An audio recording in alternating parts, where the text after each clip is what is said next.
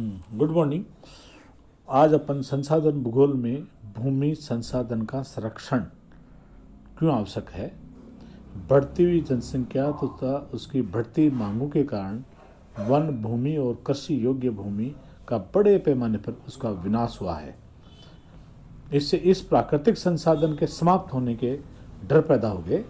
इसलिए विनाश की वर्तमान दर को अवश्य ही रोकना चाहिए।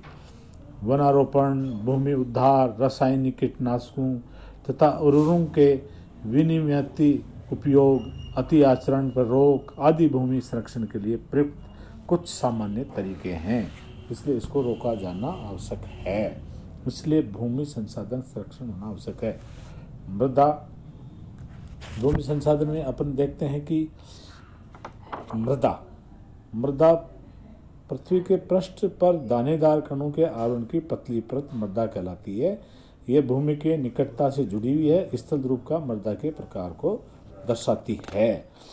इसमें मृदा निर्माण के मुख्य आवश्यक कारक हैं, जिसमें जनक शैल का स्वरूप, जलवाचिक के कारक, मृदा निर्माण के अन्य कारक, स्थलाकृतिक जैविक पदार्थों की भूमिका और मृदा निर्माण के अपघटन संगठन में लगा समय अलग अलग स्थान में भिन्न भिन्न है।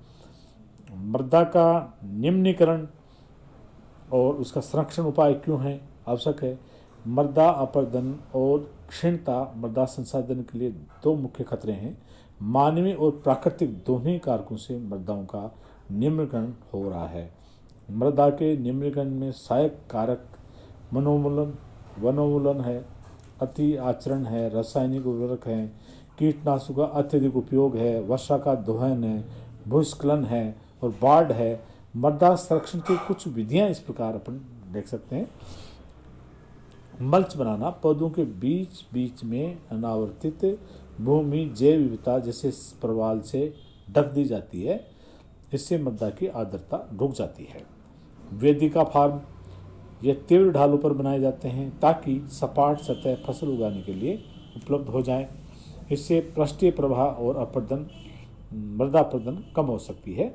समोच्च रेखे जुताई भी होनी चाहिए। मृदा कटाव के लिए पहाड़ी ढालों पर समोच्च रेखाओं के समानांतर जुताई ढाल से नीचे बहते हुए जल के लिए प्राकृतिक अवरोध निर्माण करती है।